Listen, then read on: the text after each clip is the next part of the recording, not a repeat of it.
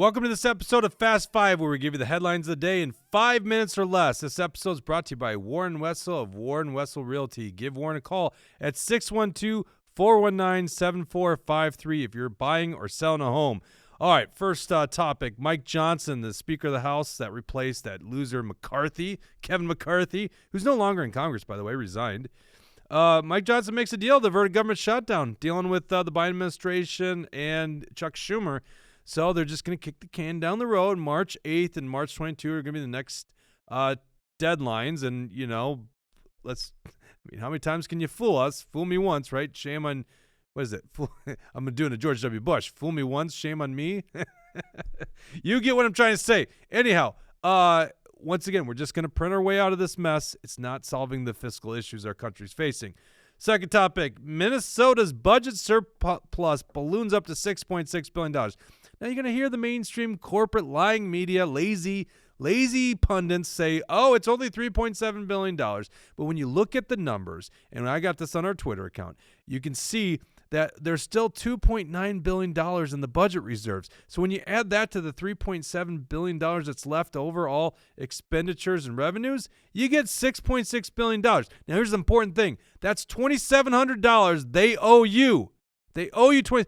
And we could solve this right now. Nate Wiesenberg's got a great bill in the Senate. Go to truthhurtsnews.com. You can read all about it. It would give you $2,500 back immediately. So right there, we could solve this issue. All right, next story.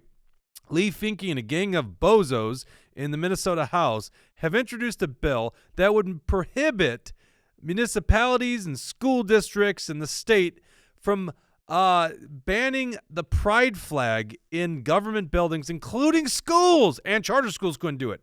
You know, so basically mandating that these things get placed in there, because we know how this is going to go. People are going to place a bunch of pride flags all over government buildings, indoctrinating our children more with the gay pride agenda. And lo and behold, there's nothing they could do to stop it, because they would be prohibited by this law if it passed. Now, there's only two co-authors with Leigh Finke. Leigh Finke, the man that dresses like a woman. One of the co-authors is DWI Brian Curran, and the other one is the two-spirited, what is it, Jesse Kozlowski? What is Kozlowski's first name? Alicia Kozlowski, which is a they. Do I have that right? Is that the correct pronouns?